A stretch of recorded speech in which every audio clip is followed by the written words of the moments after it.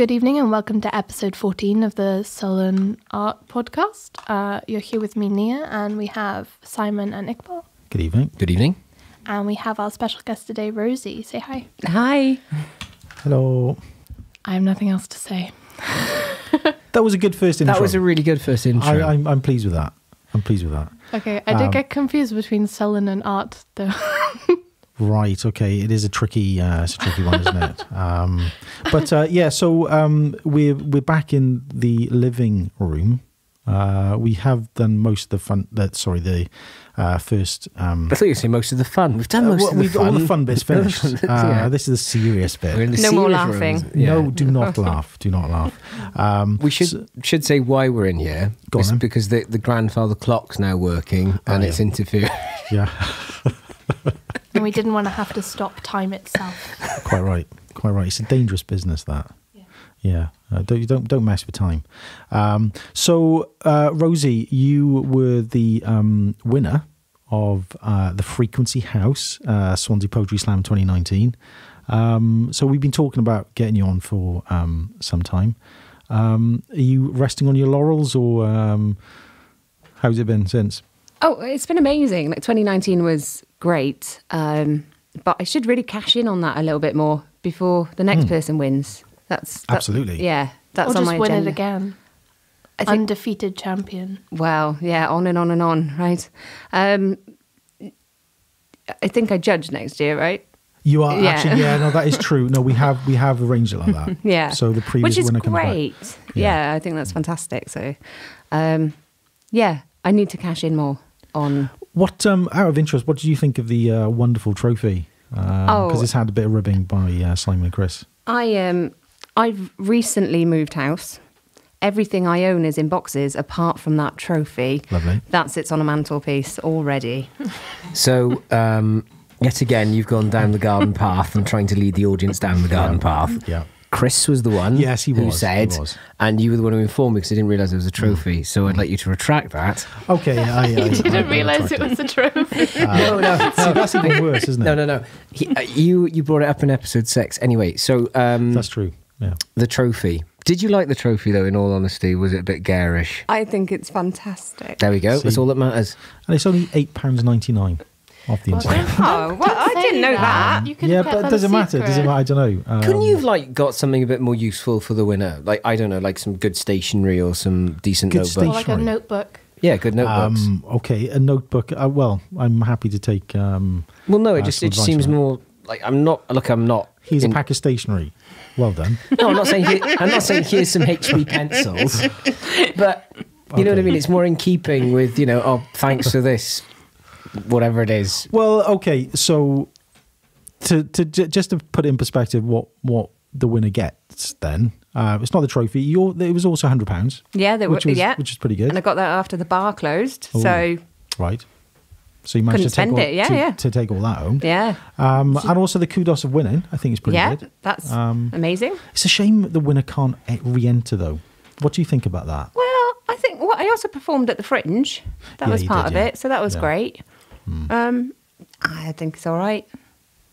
Well, I think we have to big up Joe though again, haven't we? 'Cause it's- Every week. I know, but it's like not only did he put the Fringe on, but he has created a spot for the Swansea Poetry Slam winner to actually open the Fringe, which is pretty cool. But how was performing at the Fringe, Rosie?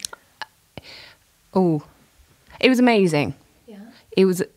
Yeah, it's a day I'm not going to forget. A really good friend passed away that day. Oh no. Yeah, so it was an interesting performance, and I've got this poem. Well, I did my set, and I was always going to end with this poem that's about love, but it's called "Wither and Die," and it's about dying. And I read it, and I saw my sister's best friend, and it was a really emotional moment actually on stage, but with my sister. And I don't know how many people clocked that I was in floods of tears, but Right. I don't think I clocked that. no. Well, I'm a good performer, so So you were actually losing a little bit emotionally during the performance? is it, in or- the last poem, when I read out the title and then I looked at my sister and we were just like, oh, yeah. So that's the day our friend passed away. So yeah, it won't be forgotten. Yeah, that must be such a strange Yeah. contrast. Sorry. Yeah, it was weird, but it wasn't a unexpected death in a way. So, she wouldn't have wanted us to not do it. I could have pulled out, and all of that would have been okay and understood. But I think she would have been saddened had I not done it because of her. So it was just one of those weird Are you things. happy you did it on reflection? Yeah. Yeah. Yeah. Because poetry's quite a personal thing, isn't it? I know Simon's perhaps a little bit outnumbered this evening with the poetry, the gang, isn't it? But but we mixed it up a bit, haven't we? We've had poets, we've had musicians, we've had artists as well with Ryan. But again, leading people down the garden path, I defer to previous podcasts. Oh, There's the sound of a city clock. Crikey. No, it's that's why we're not in the front room. no, yeah, because of that. But it sounds quite nice. That would have been magical. That would have been magical. No, I said to you before, I have great respect for poets because it's you're bearing everything. You're not hiding behind anything when you're performing, unless if you're in a band. Speaking from the context of being a band, you have a guitar and the safety of the safety in numbers or your songs. But with poetry, it's you, your voice, your cadence, and how you articulate something, and that's it really. So you're on your own. So Have you ever done any poetry with music? No. Would you be interested in? Yes. Yeah. Yes. No, that's sort of on the list, I think, for some point. I'm hoping to get to more Ladies of Rage jam sessions in Cardiff, which is a kind of platform for women in grime, R&B, hip hop, spoken word. So I know a lot of. So Amelia's actively involved. Yeah. Amelia Unity, isn't it? Yeah. Who was another former slam winner. Yes. Yeah. And and they get together and do sort of jam nights and sort of have mashups of poetry and music, and I'm hoping to get to one of those. I saw a bit of that. On Facebook. It looked like a huge night, actually. Yeah, like loads of Cardiff sort of musicians and poets sort of coming together. Yeah, they can. Yeah, they can be. Yeah. It's I've not managed to get to a jam night yet, but I have performed with the Ladies of Rage, and it is incredible. It's more of a movement than a collective. It's something really special happening in Cardiff, and hopefully they'll branch over to Swansea as well at some point. Could you be looking to put something like that on, or is it like a formal sort of arrangement that is led by the Cardiff crew of musicians and poets? Yeah, there is a sort of agreement in place with the group, but I think if we can make space for them in Swansea, that it's about supporting each other in spoken word and music. Because it sounded like, Nia, you were talking about the music collaboration for a reason then, or was it just you just throwing that out there, a little fishing line out? Yeah. All right. Sorry. I just think that's kind of where a lot of poets are looking to go, is towards more music collaboration. Sorry, I'm going to move towards the mic. Yeah. Why do you think that is then? What's the reason for the... Gil Scott-Heron. Oh, right, okay, good reference. Yes. Yeah. Can you remember anything by Gil Scott-Heron?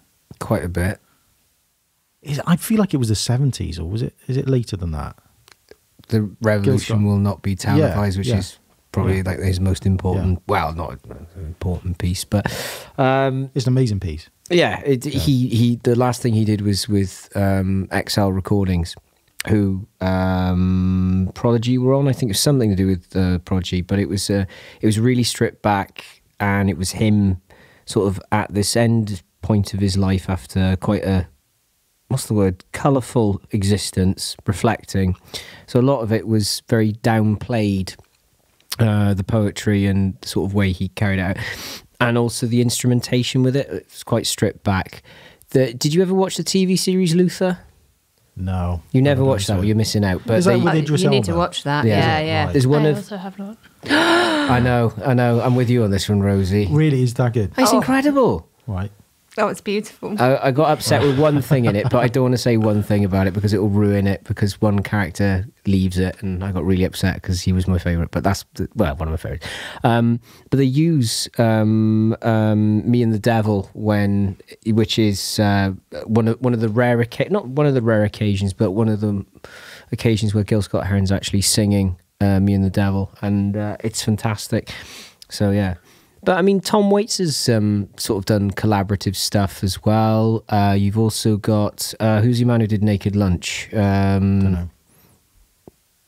Really? No, I don't know. I thought you would have known. I'm not familiar with this. William S. Burroughs. William S. right, Burroughs okay, has done. yeah, William S. yeah. Burroughs did lots of experimentation with cassette recordings and sort of oversampling stuff, and he also worked with Kurt Cobain. Well, he also worked with Jim Morrison, There you go. which was some amazing poetry. Well, they did that. There's some incredible YouTube videos with that. But they did that whole poetry album of The Doors where they took all of Morrison's leftovers and they got Krieger and the rest of the boys to come back in and do something. So it's not that unheard of. Yeah, so the music/poetry crossover has been going around for a while, hasn't it? Slash. Collaboration. Collab. Slash. Yeah. Yeah. Love a good It's ha- slash. Yeah, but you sound like you're coming into a marketing meeting. Slash. Poetry / organic veg store. Right. / I mean, I can't change my Camden language. / I'm thinking of it. You know, the money was there. No, I'm teasing, but no, I'm teasing. But it does work really well. Yes. You're looking at me so seriously. No, I was looking for a route to link that back into Rosie's stuff, really. But yeah, because you were talking about doing some collaborative projects with artists, Yes. generally. Yes. So tell us a bit about that. So I've done some work with some artists. Right, lovely. So yeah, some really wonderfully talented friends of mine have taken some of my poems and created bits of art from it, and we've created poetry postcards, which I forget to take with me to every single gig, apart from the Fringe. Sorry, I did take them there, but because it was so emotional, I forgot to get them out. So it's not going that well because they're just sort of in a bag, but sometimes You could totally bring them here.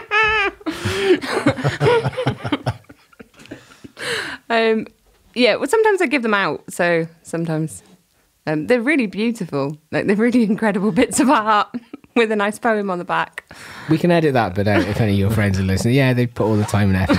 It's in the bag. It's gone in a Tesco bag. I was drunk. Yeah, little bag. I needed roach. Shit.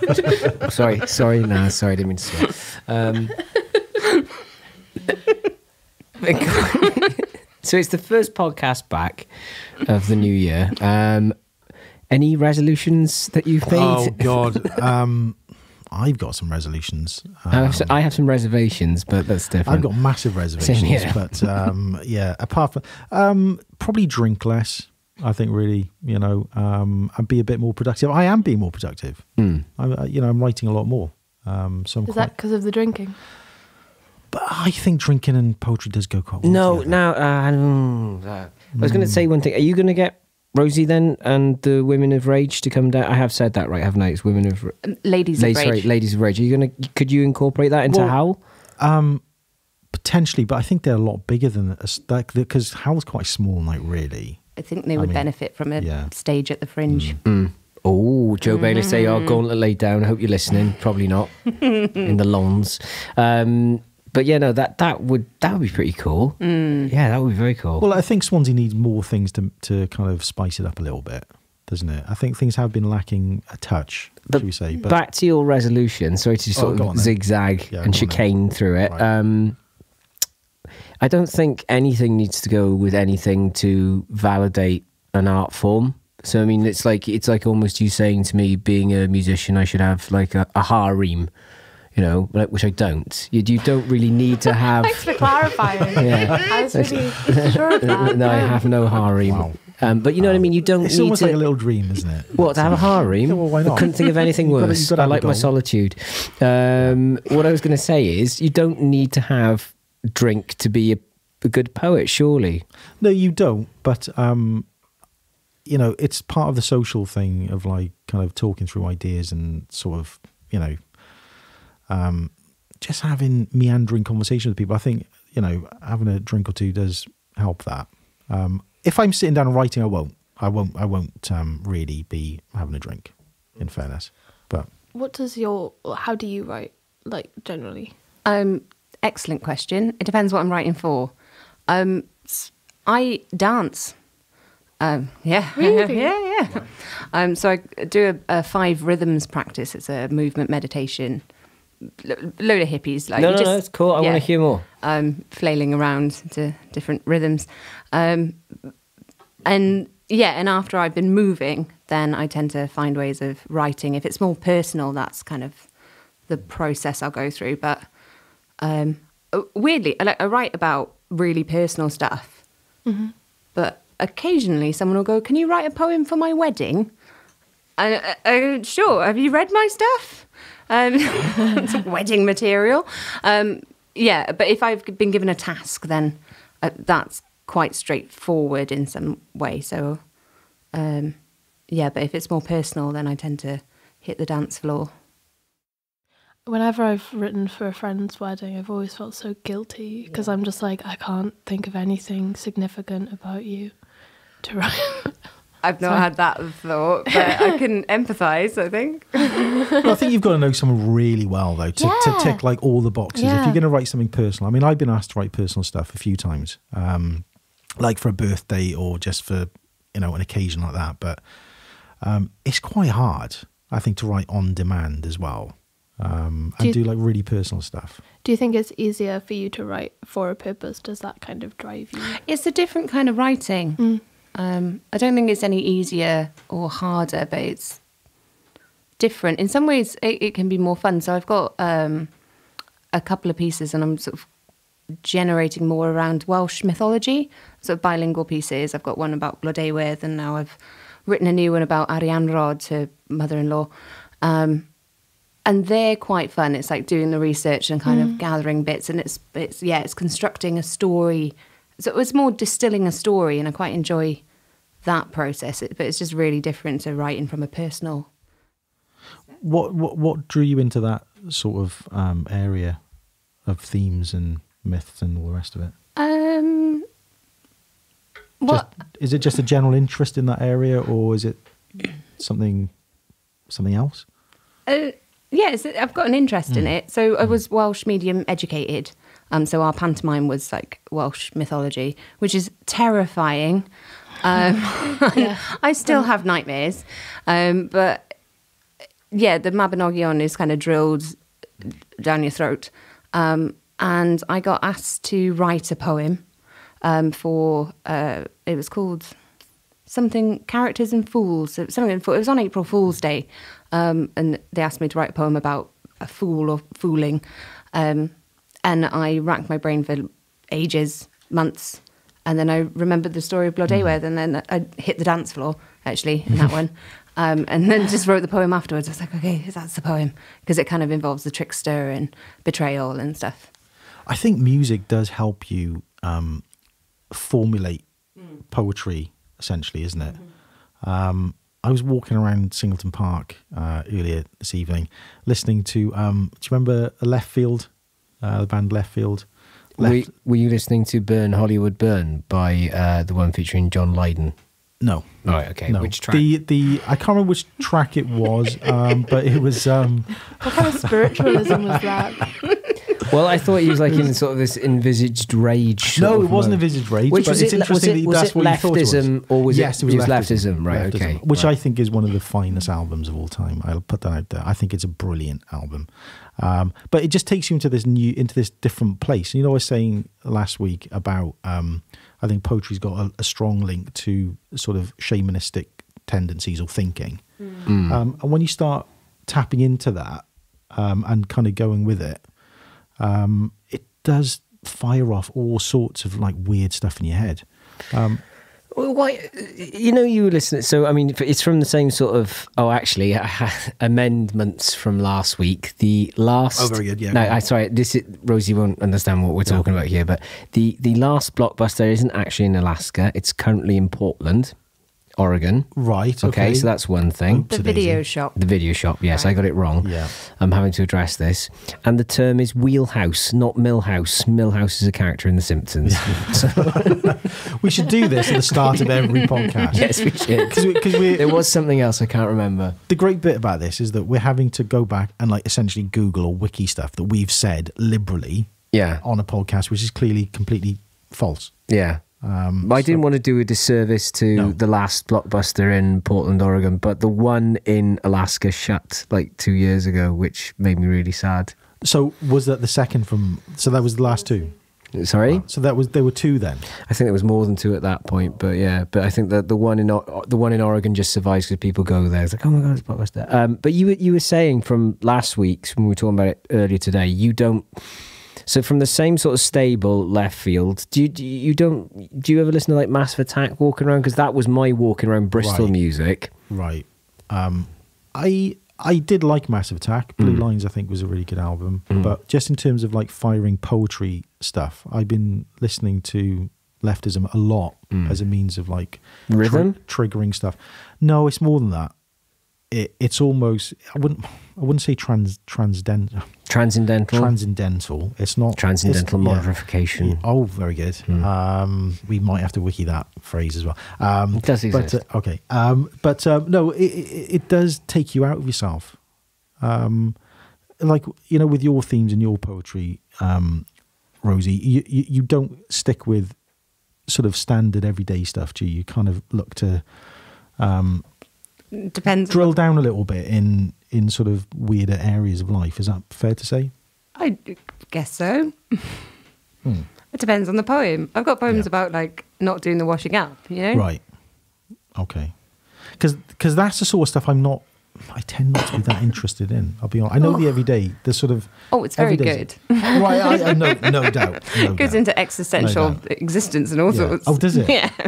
Oh, okay. Well, Yeah. I'd No, be so I'll intrigued to take, read that. sometimes I'll take sort of more everyday things like not doing the washing up or menstrual products and kind of reflect a wider society issue with that. So it's like seeing the universal through the Personal. What you said last week. Yeah. exactly. Yeah, which I thought was a really, really eloquent way of putting it. Which I'm glad you got that excited about. Yeah. There was hand gestures and everything. Yeah, sorry, I didn't mean to. For those of you who were just listening, I gesticulated. So people who didn't listen last week, what was the point of that? What, me doing the hand No, thing? not or- the hand gesture. I think is the content of the statement. I see it's allegorical, perhaps, to. There's a. I don't want to go on a tangent here. He wouldn't consider himself a philosopher, but have you ever heard of Alan Watts? Alan Watts had this great Yeah. thing about being present. I love Alan Watts. I'm a huge fan.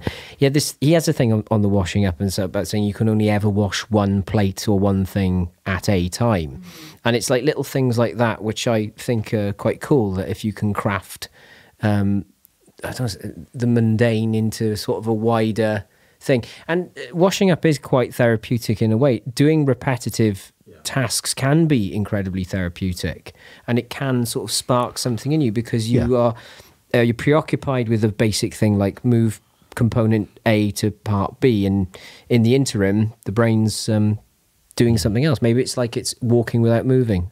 Another great album perhaps you should start listening to, featuring Jamiroquai, as Oh, you're right. It's was probably it not travelling my without cup of tea. moving It's while probably walking not my around cup of Singleton Park. Yeah. Well, I'll give it a go. But so you so something like the washing up. So you cover the gamut then of just everything. Everything is on the table, so to speak, for you to write poetry about. Yeah, pretty much. That's pretty cool. Do you have a favourite poem that you've written? No. You don't? No. Really? No. I'm surprised. Depends on the mood of where I am or what mood I'm in. I've got some poems that I really enjoyed that I wrote when I was really angry and I had my heart broken. It's great fodder for poetry, and it's nice to like get the anger out, and I enjoy them sometimes. I find it's really nice to get anger into a neat rhyme, and you're like, oh, Yes. Yeah. I've got some really nice ones that I wrote on a train coming back from when I was doing my training as a therapist, and kind of just sort of thinking about life on a train. And I've got some lovely rhymes that it's quite clear that I wrote them on a train because of how the rhythm goes. I quite like those. So we should really talk about that. The therapy. Can you give us a sort of breakdown what you're doing with the training as a therapist at all? Or no, no. So I'm a drama therapist. Right. What does that entail? Drama therapy. That's a very good question. I knew you were going to ask it. It was him actually. He told me in the car on the way over, and I got really excited. So go on. What? I don't know. I'll let you know when I find out. Is that all right? That's fine. Okay. That's cool.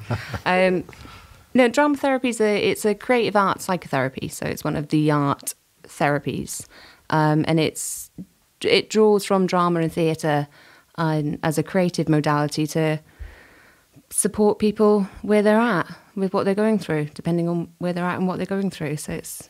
Do you get them? So is it a case that you go in and like through a creative writing process, they construct a play, which they then go and perform, or have I got this completely wrong? No, right. That's really therapeutic. Drama therapy is kind of using those, using the creative modalities, but it's not about product at the end. It's not about producing a play. No. It's about using them to explore personal growth and personal process. So we might do something similar to like an improv game that actors would use to enhance their improv skill and become more confident on stage and stuff. But with my clients, we would be using it to discover new things about themselves, be surprised about themselves, and build confidence. But it's not about a drama production at the end of it. It's about. But it takes away the sort of stuffiness of being perhaps with someone who is doing a practitioner of a psychiatric nurse, and what you're sitting there in the other, as you imagine it in any New York-based sitcom where someone sits at the corner and go, oh yeah, I should tell my shrink, but they're acting out these. Sorry, they're processing these feelings and emotions and things through creative modalities. Yeah. So although it's drama therapy, it's not necessarily that people are going to be acting stuff out, although you can do psychodrama. But it's, so I will use creative writing with some clients, with some groups, depending. And in fact, I pretty much always use creative writing. I've got a couple of exercises that trick them into saying nice things about themselves. Are there ever bits where you sort of somebody strikes gold for you as a poet and you go, oh, I might have to have that? Has that ever happened? No, never. No, because it's the doctor-patient confidentiality. So I give them a nudge and go, can I have that? That couplet you used was beautiful. almost deliberately triggering somebody in order to get real No, I don't think you gold get out. very far No. to like, if you're going to trigger people with it. Do you do a lot of like physical drama as well? Is that something that you? It depends on the client. This is why it's so hard to talk about drama therapy, because it's really, certainly my practice is really client led. Yeah. So I'll sit with someone in a room or a group of people in a room, and it's what they bring. And so we might do more drama with group. Generally, we'll do more sort of drama activities like games and stuff. To get to know each other in a different way. Have you seen anyone really flourish and become better from it? I mean, in this period, have you seen anybody sort of like really have a dramatic change from coming in and being sort of almost disheveled to blossoming in in a way? Yes. That's great. No, that's lots great. of people, yeah. Are you thinking Goodwill Hunting there? Is that like a sort of like that dramatic, like from kind of dysfunctional almost to highly Will isn't necessarily dysfunctional. Will just doesn't understand how to operate within the real world. Well, you say that, but we meet the world in different ways. So my job, as it were, or what I've chosen as a job, is to meet people where they're at. So people meet the world in different ways, and sometimes that is in a really distressed place. So I've chosen to take a job where I find a way of meeting that person where they're at.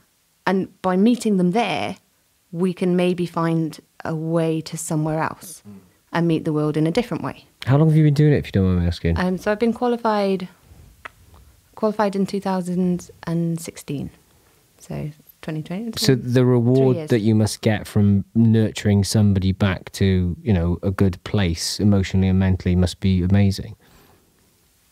Yeah. Yeah. Yeah. No. Yeah, it's incredible. It's incredible to witness people on their journeys. But it's not my. I am part of making a space where they can explore themselves, but it's as clients only go as far as they Are comfortable with, yeah. yeah. Have you? My friend's currently reading a book called The Body Remembers. Oh, the body keeps the score. Yeah, that's yeah, the one. yeah, that's the yeah. one. Bessel van der Kolk. I'm and an it sounds uber so good. fangirl. Yes. It's basically the idea that like, your body, when you go through a traumatic experience or a really difficult time, your body keeps it all in and remembers that experience. So like, if you put someone in an MRI and ask them to relive the experience or talk through it, they'll start to show the same like brain things or body movements that was awful as they would have at the time. Yeah. So it's really interesting, the idea of like empowering the body as a way to like empower the mind. Yeah. We're out of our depth here, you know that. I You're realise well aware that I'm you... very aware that you grab the one or I'll grab the other. And these two can steer us and tell us which way to go. Well, that's why I'm listening. That's why I'm listening, because, I mean, presumably it must have taken quite a while to actually train in this field, I'm assuming. Yeah. If you don't mind me asking, what's the actual qualification at the end of that? Then? So I've got an MA in drama therapy. So the art psychotherapies are all masters. And I am HCPC qualified or registered with my masters in drama therapy. To do the masters, I needed an undergrad in either psychology or theatre, and I've got an undergrad in theatre.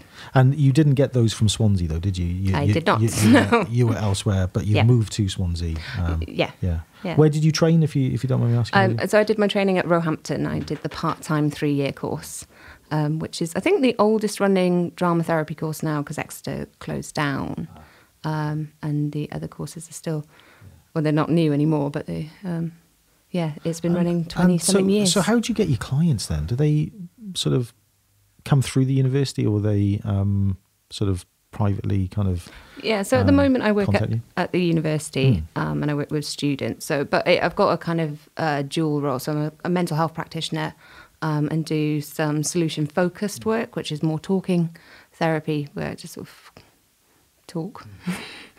Which is useful for a lot of people, but others will get referred for creative therapies, and I tend to work with group, but I have been working one-to-one with some, which is fantastic, and that's working with students. Do you find it sort of encourages their creativity as well? Then? Yeah, and their confidence. And so the university that I'm based at isn't an overly creative university, so a lot of my students are, scientists, and medics. The other science things. The other science things, giving them a creative space really helps with their confidence and their creative thinking, which sort of informs their work then. Because I think it's a really important part of being sort of human, almost, isn't it? Being creative and sort of exploring some of those sides that are causing you problems, just on a personal, sort of basis. You kind of reflect on what's happening, and I suppose sometimes you get to the point where you need help to get beyond some of those issues as well, isn't it? Just out of interest, though, do you actually, I've had a bit of a mind melt there. I can't remember where I was going. Intimidated. Maybe it is. Yeah. Perhaps that's exactly what it was. Oh, that's it. Actually, do you find it informs? Do you find it informs your poetry as well? Yes. These kind of things. Yeah. So what? Sure. Do you, so, In what way? Yeah. So when I was training, we were, and I still now keep a reflective journal. But what I really struggled with it. But what I found when I was doing my training is actually I engaged with a poetry journal. So I still keep a poetry journal. So did you use that as your reflective journal, or was that alongside part it? of... That's the thing I find most difficult, is keeping a reflective journal and trying to... Find the words. Yeah.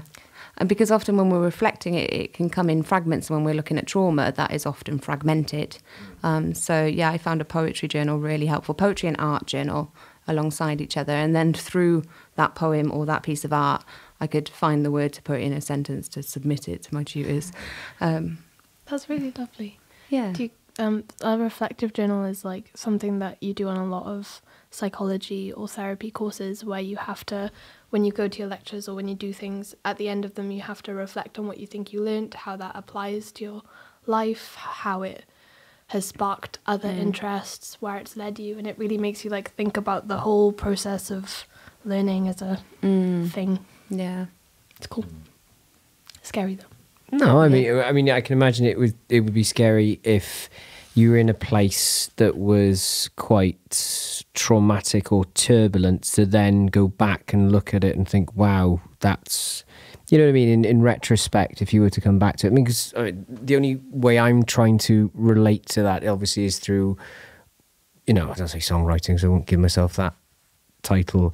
But, you know, when you write lyrics for a band and all this, you go back and look at where you were in your early 20s to where you are at 38 per se, and you go, oh, you know what I mean? It's embarrassing, kind of, right? it's like gone off cheese, you Yeah. know, it's like, oh, no, really? Yeah. You use that turn of phrase. Oh. So yeah, I don't think I'd have the confidence to do something like that, because I'd be too embarrassed to go back with, even probably within 6 weeks and go, you know, I mean, what were you thinking? That just doesn't, that sounds crazy.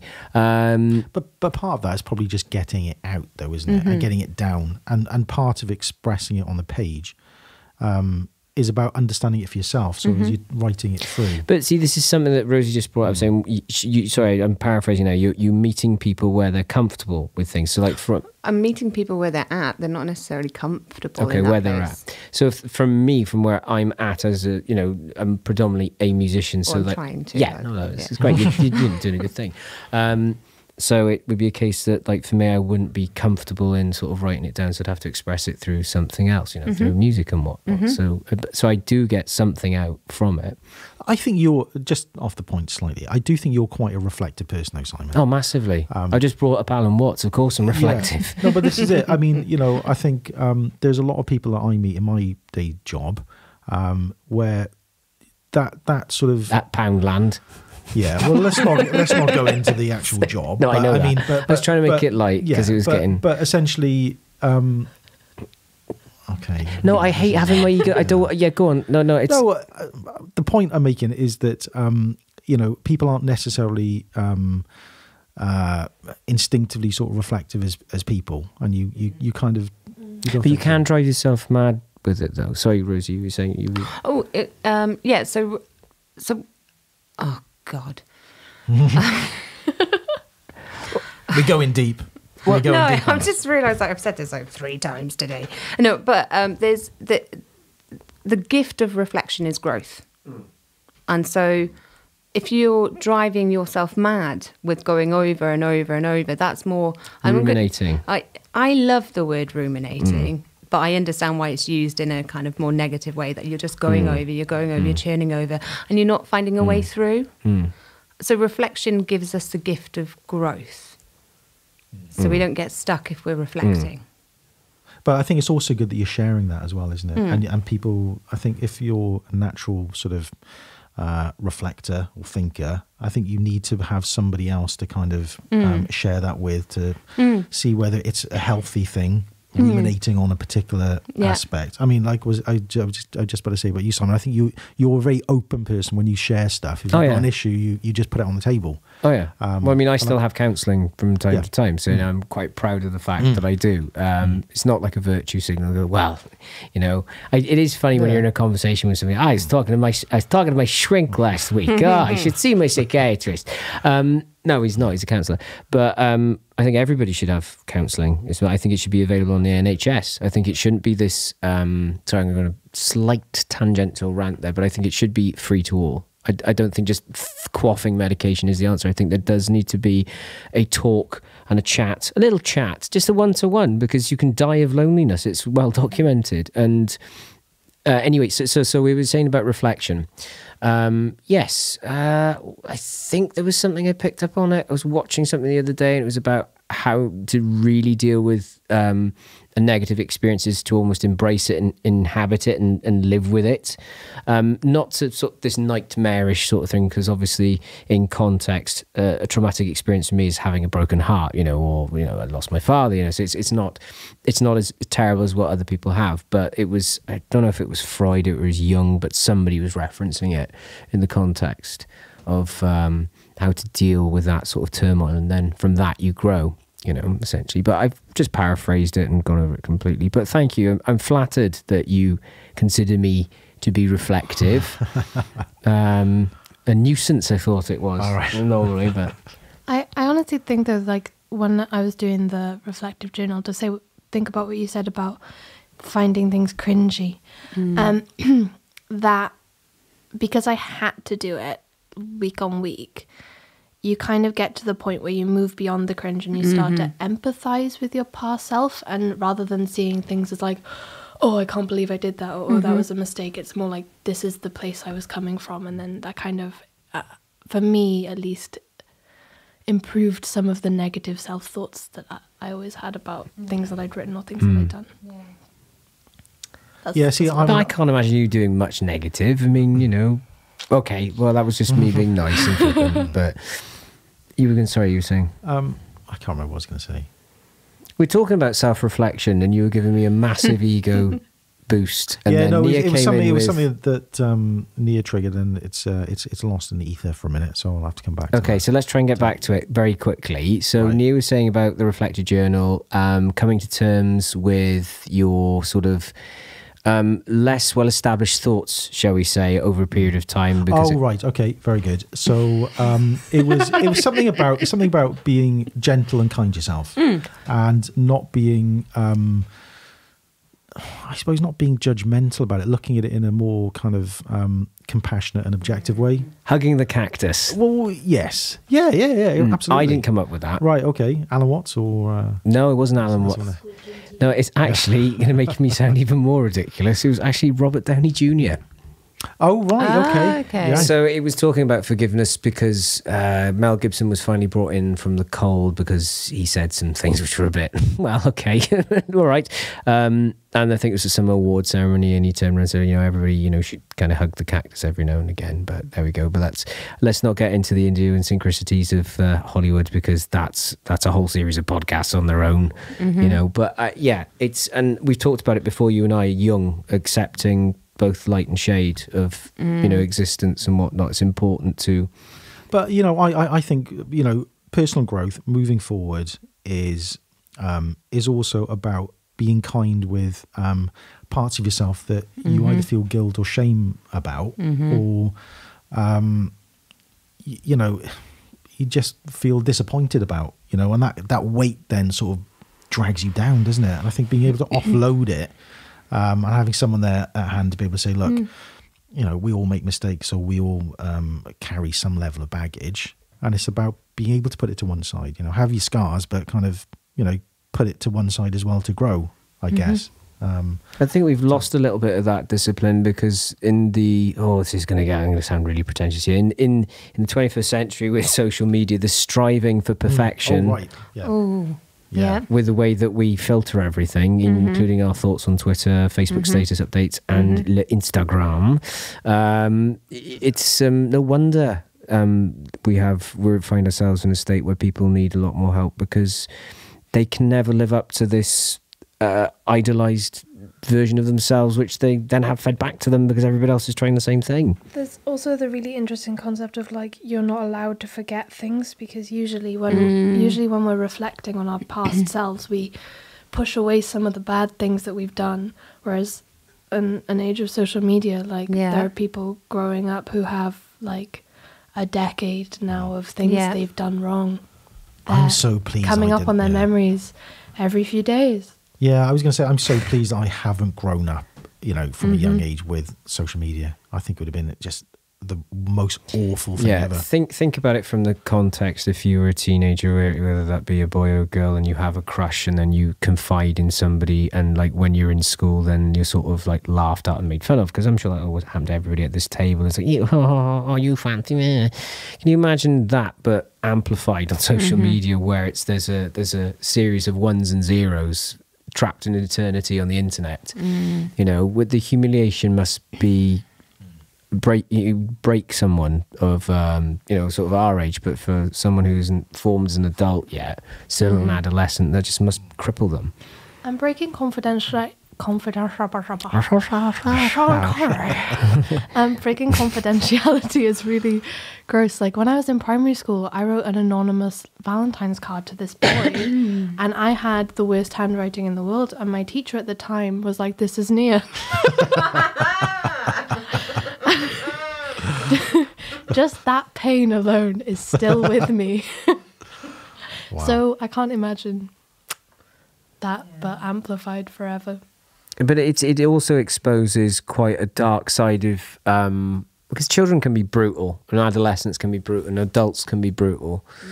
And I've said this to you before. I mean, I try to practice to be as annoyingly positive as possible these days, because Iqbal and I were talking halfway about there, something- mate. yeah, halfway there. Just because this isn't a brag. I part of my past I am ashamed of is that I would try to win an argument at any cost. You know what I mean? It would be like a scorched earth policy to friendships, which I don't like. I don't like that sort of thing anymore, and I'm very regretful about that. I know I have the capacity to really go to town and verbally assassinate, and I don't want to do that anymore. I don't like that side of me. But I don't see why, if I can get over it and sort of go, I don't want to be like that in the world. I actually want to be invited out and have friends and not be. Are you going to go to the pub with Simon? No, why? Because he thinks he's right about everything. He's a nuisance, you know. I don't understand why there is this need to be right about everything, to be that's wrong. I mean, I'm probably phrasing it wrong, to be bloody minded, you know. I don't understand, because I come across it a lot. You know, what I do, it's not the same as what Rosie does, you know, in her capacity, but just dealing with musicians on a day-to-day basis, or dealing with, you know, there is a sort of tendency to be, I have a few facts, therefore I know more than you. Ha ha ha. It's like, it's nothing. And that goes into mansplaining, what we were talking about last week. Hey! Oh, please don't open that one up again. No, people-splaining. We're going to make it gender neutral. Well, not gender neutral, we're going to make it neutral as possible. Right. I think that whole thing of I need to be right there just stems from, like, a lot of people just want to keep their realities for lots of different reasons, and when you start to try and break that down, it's not a good time. What do you mean by that? That people want to keep their reality. I think that's quite an interesting comment. I don't know if you agree with this or not. Like, people have a lot of people construct this version of reality for themselves, and it might not be based on the truth that they see in the world. It might just be based on things that are coming from themselves. And the second that you start to kind of question that, or try and cause cognitive dissonance in any way, that kind of can be really, really distressing for some people. So that's all I've got to say. Well, I think you got a very good. Sorry, I'll come back to that. I think you got a very good point there, because if somebody is that tightly tightly wrapped. No, London, they're all tightly wrapped. That tightly wrapped up in their own sort of ego in a sort of way. And this might be quite coincidental with the reason why comedy is so challenging at the moment with, you know, the entertainment industry, because we were talking about Ricky Gervais before we came on air and all that business. To be, and this again ties into Alan Watts, it's the necessity of the Joker in the court is to poke fun at the guy with his back, well, sits facing everybody because he's got there through whatever means. So from what you were saying, to put a pin in that, into whatever ideas somebody has about themselves, how they're experiencing reality, is very important. It does, and it's simply said, as you said to me the other day, keeping somebody grounded. But there is that payoff where keeping somebody grounded shouldn't then become a means unto itself where that person or persons are taking great pride in tearing strips off something, because then essentially that's bullying. It's a very delicate thing to use. Sorry. No, I don't. Well, I don't. I think there's something very different in being grounded. For me, to be grounded is to be rooted or to be connected in to the earth, and to sort of a connection that is deeper than the superficial. The narratives that we construct around each other are really important, and sometimes they've come through necessity, and it can be a delicate job to dismantle them. Sometimes actually the fool is exactly who you need to do a lot of clowning, and it is about sort of just dismantling those realities and just, you know, flashing the audience sometimes to shake things up, and holding a mirror up to the audience that you're with and say, actually, this is another reality of yourself. This is another narrative that you need to see. And somebody who is grounded can take that reflection. But I mean, do you think that is more difficult in an age of social media, though? I think it's radical, and I think it's an act of activism to be grounded and to be kind and to be compassionate. Absolutely. Well, it is now, certainly. I mean, we need more people need to be more that's kind. A really good point. You just there's too much division. There's too much grandstanding. Everyone just needs to be on the small level. Would you like a cup of tea? Yes, I would. You know. Nia's sister made us brownies tonight. That's an act of kindness. It's beautiful. Lovely brownies. You haven't had one yet. Well, I'm going on. Look, I mean, is this going back to? I'm going to tell you about the 2 films I haven't seen this year. No, which was my favourite bit. You're of going the to tell movie. me about these 2 brownies you haven't eaten. I've had one and it was incredible. The reason I haven't tried them is because I made an assumption that they weren't vegan. So that was the reason. And I didn't want very, to. very, very true. I'm so sorry. That's Just the only reason if why I you didn't two really want have to them, make a because big thing I've about it. had one. I also made the assumption that they weren't vegan. I'm sorry. I intended to ask, and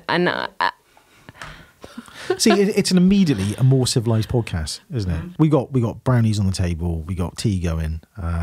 You know, so it's you can't talk now. I'll get her to make mouthful. vegan brownies next time. You're gonna need to make more. Okay. Or vegan I'm ones. not going to make Vegan the ones. brownies. All right, okay. They're good, aren't they, mate? Oh, flipping heck. That's lovely. Tonight's podcast was brought to... What's your sister's name? Emily. Emily's Brownies. They're lovely, they are. But, no, it's a sense of radicalism. What you think comedy's become like a sense of... did I mishear something you said know. there? I think being kind is an act of radicalism. It's crazy, though, that we're living in a world where civility... Oh, do you know what I did today? I stood up to the man. I was civil. I know. I helped an old man blow up his tyres. It's like, yeah, what a maverick. Yeah, God. Yeah. I think that's a really good point, you know, actually. You don't hear not blowing up tyres. That's the Joker in the room. You've got to let him do it. You have to. What do I do from there? Take it. You got to, because it's done from a really nice. Yeah, it's a place of. It's a place of I niceness. can't even lean on you to take that out of the podcast now. So I just think it's. I think it's good. It just it needs to happen, because you get to the point where it's like, oh yes, of course, but you need to, like, every now and again. It's like waves coming back and forth. You can just edit our laughter on a loop so it goes on for 5 minutes and then continue. We'll actually put that up as the podcast, like do a prank within a prank. That would be good. It would be good. No, yeah. But I don't know. It lost the train of thought. No. It was about that concept about being kind is an act of radicalism, and I think that's a really interesting. Yeah, because we've been force-fed a narrative, like sort of going back to what you were saying earlier about, yes, a poet must be drunk and be drinking and seem to be throwing up in a... No! I'm not saying you said that, and I'm not having a go at you. I'm just sort of using that as context, right? You've been writing a lot recently, huh? I have, actually. Unfortunately, he's read quite a bit. What I'm saying is that it's become cool. It became cool to be I was going to say an A word then, but I didn't because Naz is probably going to be listening to this. It became cool to be rude, I think. Oh, I Kind see. of Charles right, okay. Bukowski get thrown out of parties. Oh God, yeah, I know. Not just from the poet, but I know what you mean. The Bukowski sort of like Kerouac, sort of, oh yeah, aloof and I don't care. Oh yeah, and just more like throw up at your party. yeah, or this sort of like and He this has many. Sorry. Who has? Charles Bukowski. And then he writes poems about it. Yeah, I mean, He's what dead. you don't like that? You don't like that kind of. I think that's quite Genre. I think that's quite honest. It's quite an honest sort of. I mean, he was just completely reckless, wasn't he? Yeah, but He that was doesn't make him great, though, does it? No, it doesn't make him great, but I mean, he was true, I think, to himself. I mean, I think he Yeah, but recognised how that he- much of that was him not playing into the character, the characterization of himself, that he then becomes this self-fulfilling prophecy, which then people can see through, like with good music. I mean, it's like, okay, so again, from, I can't contend with anything major poetry-wise, and I don't want to steal over the conversation, but I'll make it as dumb as I possibly can for myself to understand. So Metallica in the early days, right? It's like, yeah, raging, amazing, it's thrash, it's all like, oh, yeah. Then all of a sudden it sort of buys into itself and it's just like, you're here. And it becomes like, it becomes a bit of a joke. It becomes a parody. You're pandering in a way. So what I think I'm trying to say about Bukowski is there is a bit of pandering and there is a bit of pandering. I mean, there's a great interview with William F. Buckley from the 70s where he's got Kerouac on the ropes because I thought Kerouac... we'd seen the end of William F. Buckley. Have you gone? No, very much not. He'll be back. Maybe in spirit, but not in mind. But no, that show was good. Don't diss that show. As much as I don't agree with William F. Buckley's political leanings, at least it was a time in America where they weren't frightened of having an interesting discourse on national television, as opposed to ad break. Chandler does this, ad break, and then buy this, buy that. But even on that, they took Kerouac to task. He was just a joke. His best years were behind him. His best writing, if that was any good.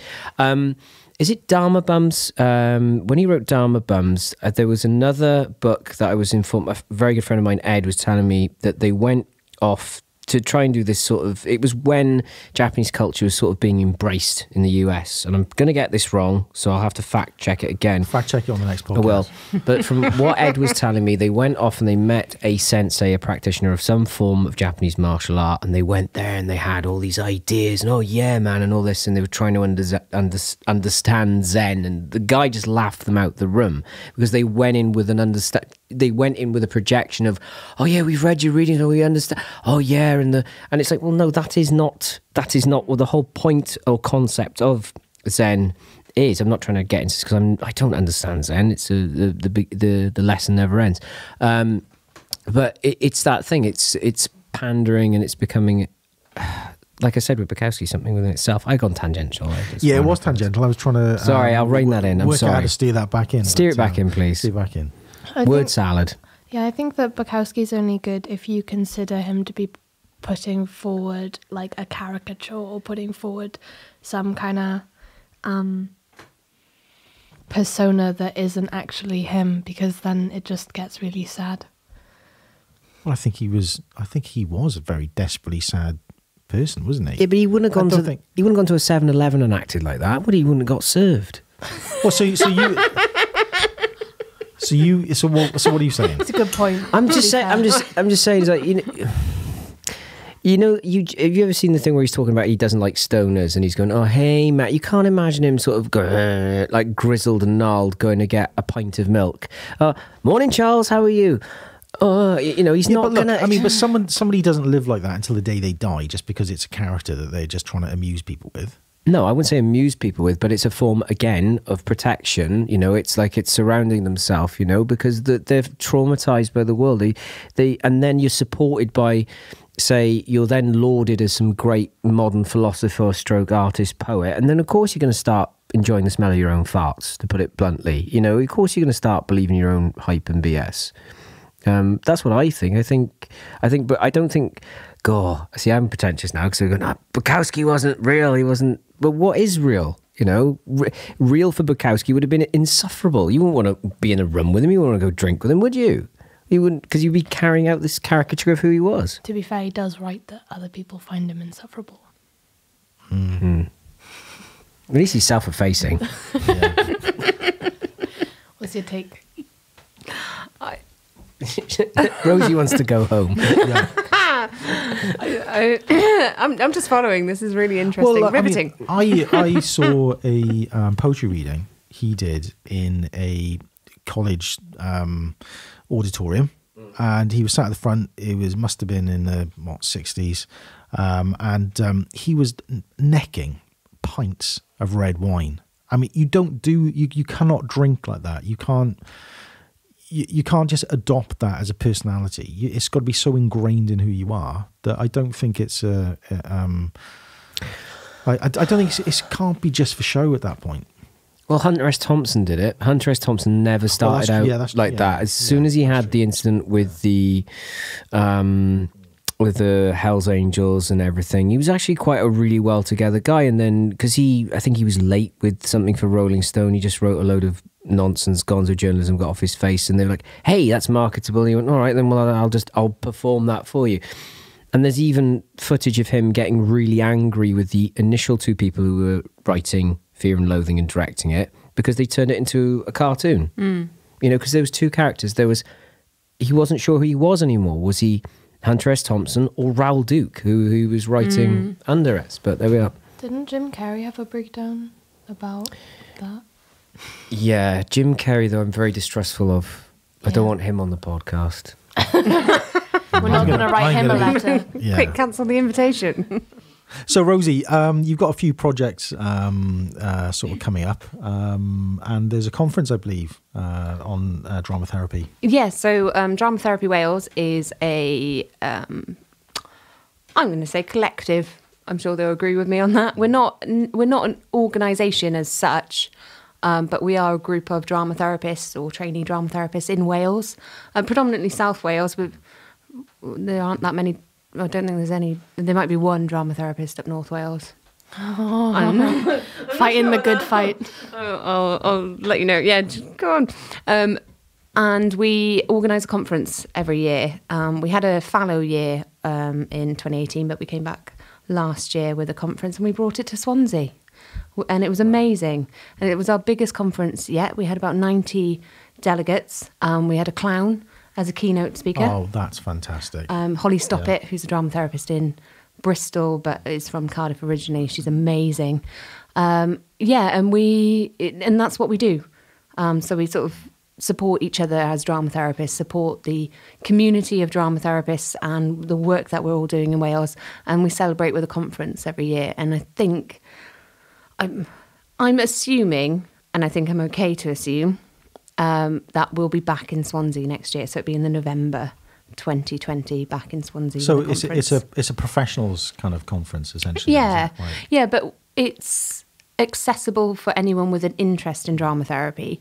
So we are supported. We've always been supported, and they hosted us last year with Trinity St David's, and their applied drama students come to our conference every year to explore what a career in drama therapy could mean for them. Do you get many students who show a lot of interest in it? Yeah. That's so nice. Yeah, it's wonderful. It's wonderful, yeah. So that will be at the uni then, is it? Or? I'm assuming so. It went really well last year. We haven't had our meeting yet, so... What were your other favourite bits of the conference? Like, what were the talks like? So our theme was... we had therapists talking about their personal experiences of stuff. So therapists talking about their personal experiences of illnesses, so cancer or mental health issues, or experiences of racism. And it was incredible. So to have, because there's kind of like, if you, there's a kind of, you don't talk about your own stuff, kind of stuffiness. To shrinks and psychologists and counsellors, which is kind of bollocks, because the best training that you have, like my training, was about going into myself and finding bits of myself that I had neglected, that I had abused, that I had shattered, and repairing myself where I could, healing where I could. and it's an ongoing process. So it was really wonderful to have the therapists talk about themselves, or have space to have their own voices heard, and what is it to be a therapist when you're unwell, when you're working in health but you are unwell. So when you talk about healing parts of yourself that need healing, was that as part of the conference that you've done before, or is this just general work that you've done on yourself, reflecting, etc.? Yeah, it's it's been a lifetime's work of. It takes a lot of courage, I think, to do that, doesn't it? I mean, facing your sort of inner demon, isn't it? Or many demons is not a task that is undertaken lightly. No. And I think everybody has to do that. It's just whether you're at that point in your life where you can meet those things more head on. But I think professional support with it is really helpful, unless you're, kind of able to do that on a personal level. So it sounds really, really good, that. But that's not the only conference you've done. I know you did something else at the university as well, didn't you, where it ended with a poetry sort of night, wasn't it? Tell us a little bit about that one. Oh, yeah. So we put on a conference called The Hardships of Being Human. And it was aimed at, the sort of idea was to create compassionate spaces to talk about ill health. And we had some fantastic speakers. We had Johnny Benjamin come along, who talks about, he's got a book called Strangers on the Bridge. So he was about to attempt suicide, and somebody talked him down from the bridge, and he then went into hospital and he became well. And when he was well enough, he did a big campaign to find this person. And so he did a massive campaign called Find Mike, because he didn't know the person's name. Turned out his name was Neil.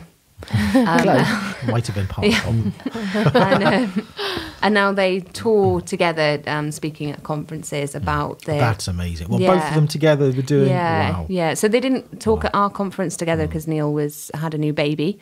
But yeah, they talk about their experiences and their relationship since, and they campaign for mental health and mental health awareness. I want to know what Neil's story is, suddenly. I'd like to know how, what his sort of background is. But yeah, okay. Just a sort of random thought there is popping in my head. But that particular, the end of that conference, you invited a lot of local poets along, didn't you? Yeah, so throughout the day, so we had these like incredible speakers, but woven between them, we had two poets throughout the conference. So we had Beryl the Feral and we had Sarah Macready. And it was really important that we had poets, because I think poetry engages with people in a beautiful way, and yeah, poets like clowns can kind of shine truths on stuff, and then we had an open mic at the end. And so there was kind of a delirious table of people that had been through the whole day, and I was one of them, just sort of lost it at the end. I was kind of dribbling like, oh my God, it's been amazing. But yeah, we had this really incredible open mic that I completely fluffed a few poems. But actually that meant some students that had been there throughout the day were really inspired, and actually a couple of them wrote poems there and then. Others got up that may not have got up otherwise, and it was just it was a really inspirational day. That's so nice. I was reading a book called The War for Kindness, which is by you can find out for the next podcast if you like. It will be in the parish news amendments. Yes. It's a great idea. But he's like a psychologist at somewhere in America, and he was talking about how people who go through these intensely traumatic experiences, or experiences where they've, dealt with kindness in some form or another, go on to turn their lives around and try and impact other lives with the same kindness. So it's so nice how kindness is so infectious in that way and life-changing.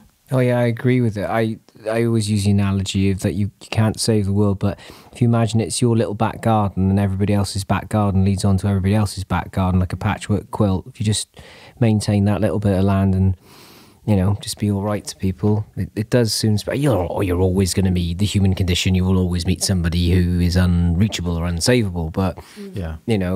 They just are. But I think if you want to, just to kind of take that point a bit further, if you want to change the world for the better, you do have to start with yourself. Yeah. So, I mean, just to switch it back. Yes. All right. What sort of projects have you got coming up, Rosie? Have you got something imminently this year? Have you planned for any spectacular? She's not taking over Russia. Sorry. Well, yeah.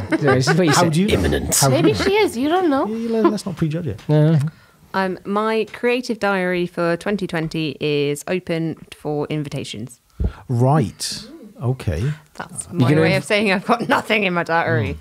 Well, you do. You've got a judge in the 2020 Swansea Poetry Slam. Yeah, I'm doing that. Fifth Really, year, my Iqbal? friend. What's Fifth the year. 2020 Poetry Slam? I'm really pleased you've asked that, Simon. It's a really important question. Well, as you know, the Swansea Poetry Slam was established by myself. Gwion Iqbal Malik. Yes, you can find my book on Amazon. Titled, And all other good retailers. Well, no. That's the problem. It's not a good book. But I've got a good book coming up. It is anyway. a good book. Don't start that again. It is a good book. Okay, it's below average. Stop it. It's good. But the Swansea Poetry Slam, I think, is talking about an injection of something a bit different. It's the 5th year this year. When and where? Well, we don't know the date yet because we haven't set it. But Rosie's coming back for to be a judge on that, and 5th year. Hopefully, we're going to make it something a bit more special. Is there any way you could tie that in with the Fringe? Could you go we bang have. like that? You mean actually this do year? Well, yeah. Live from the Fringe. Yeah, we could do. Could I get a really ill-fitting game show style host and suit? I think that should just be you with that yes. accent you just did. Yeah, I would do And it. we can try and Whiten my gel teeth. all of your hair up. Hi, welcome to the 5th year. Yeah, it'd be fantastic. Well, okay. Well, maybe. No, I'm not going to do it. It's We'll just have a another- conversation with Joe about that. And see I think you whether should. He thinks it's worthwhile doing it. But no, listen. Project-wise, so you have got stuff in the calendar. Maybe at this point, not an excessive amount. But I quite like this idea. This Ladies of Rage stuff. Oh, I mean, do you yes. think that's I mean, something that's got some legs there, really, to sort of introduce to Swansea? Yeah, they would take over Swansea. It's incredible. So after the slam, I performed with them at Landed Festival, and they have just gone from strength to strength. And so they supported Kate Tempest then. Oh, that's what I saw online. Why do I know Kate Tempest? Because we had a conversation about this last week. Let Them Eat Chaos, her book, and she's a rapper stroke poet. Out of work though after Christmas, surely. What do you mean? She's a rapper. There's nothing to rap. Oh dear God! Well, wow! I mean, you've gone big on the joke there. Well, come on. I mean, that would have been a more seasonal joke if it was on last time. But yeah. Why are you annoyed? Because it made me laugh so much. I know it was terrible, but Sorry, no, it's just funny. It's just I like that. Okay, so she's a rapper. Yeah. Kate Tempest. So Kate Tempest and Ladies of Rage when they did it. Yeah, so Amelia Unity. That's amazing. And Yeah. Ladies of Rage supported Kate Tempest, which was incredible. So yeah, I'm sure that, I haven't been as actively involved as I have really wanted to be for my shame, really. But I hope to be now. I've kind of settled. I've been in a bit of flux with trying to move house for months. But yeah, I hope Are you based in Cardiff or Swansea? Or I've just moved to Swansea, so I moved 2 months ago. yeah? Without, are you west or east of Swansea? Where have you gone? Because I don't want to give away where you live. Because I'm going to need a map to It's tell you that. it's Swansea West. Swansea West. It is Thank Swansea you. West. I know Towards roughly. our neck of the Yeah. woods. Oh, that's lovely. Nice. There's nothing wrong with Swansea East either. Nothing wrong with all of Swansea. Just for factual sort of. I love my town, check. city, Yeah. stroke, province. So How have you found the sort of scene in Swansea then? Because you've been down here quite a bit before having moved here, haven't you? Yeah, well, yeah, I worked here for a while, but I commuted, so I didn't really I wasn't either in Cardiff or Swansea, because by the time I got back to Cardiff, I was knackered. And I never really wanted to stick around Swansea because it's a hefty commute. There's no easy transport between the cities, and rush hour it takes its toll. Well, I did the Swansea Cardiff commute for about 6 years, and it was just diabolical. Did you sort of fall in love with the bay? You know when you drive along the bay and you see the way the bay sort of turns round in the morning. You know, that on a crisp summer morning, the sun and. Well, no, I love Swansea. I do. Do you know what? I have fallen in love with the bay, but not from driving into it. But I'd come into work because I've taken up running. That was my 2019. That's all right. Thing, which I hope to continue. Yeah, you can. You got a prom to run on now. Yeah. But I'd come into work really early, sort of leave at 4 my house, Jesus, Louise, get to work at 5, and then run to the Mumbles and back before work. You're and a it was powerhouse. Well, I haven't done it in a while, but that was beautiful. Actually, I had some wonderful sunsets. That's what the commute gave me: sunsets and sunrises. There is something quite spectacular about that. So it's that's sort of drawn you in. But with the pace of things, I mean, it's a very step back from Cardiff, because Cardiff's hey, we're Cardiff Metropolitan. What's going on? Is that a Cafe Nero over there? I think so. Whereas Swansea's kind of we're not open Wednesdays. I left the keys at home. I'm not coming in today. I'll see you in Wetherspoons. Do you like the change of pace at all with Swansea? I think it's. I will come into bat for Swansea. I think it's a law unto itself. Do you find that? There's something very familiar about Swansea, and I think it's because I grew up in Abertillery, which is a South Wales valley, and the valleys, which I include Swansea in, are really quite special in many ways. That's fine. We love special. But beautiful as well. And and there's something gentle and rough, and it doesn't, I think Cardiff, especially the art scene, performs for a wider audience than itself. Whereas Swansea doesn't have another audience, it's just doing what it does because it can. And it's not trying to generate anything. Perfectly put. Yeah. Perfectly put. Yeah. Which, No. You go. You have the floor. I'd really like to hear you read some of your poetry. Yes. If you are willing to do that. Yeah. What have you got? Because you obviously haven't got anything written down, so No. you've got it. No, because upstairs. she did ask somebody who's in charge of the podcast, did she need to prepare anything? Chris and cannot be trusted. But can he? No, he can't. Cannot be. How dairy. The first time I heard you read was at Howl, and you performed from memory then, and that was really amazing. I can't remember what you did though. Was that here? Yeah, that was. Oh, yeah. That was great. I can do that one. Let's do that one. Yeah. Okay. Oh, this is award-winning. Right, of course. Would you like to, Rosie, would you like to do the introduction? Would you like Iqbal to perhaps give a lead into it? Or No, let's just go for it. Okay. Let's just go for it. But you'll have to tell us what it's called, though. So it's called Coming Into Focus. We share schoolyard flirtations and flashes of fear as we dance through the crowd that has gathered to cheer. Some spectacle, some splendour, somewhere over there they are, blind to us and the moments we share. As we speak the unspeakable in ways beyond words, and we scream out our anguish in ways that cannot be heard, outside of us, of you and I, as we find a stillness and what surrounds us fades, our peripheries pixelate, and we come into focus. And yes, it is scary. I know I'm here too in this flicker of silence from the swirl we came through.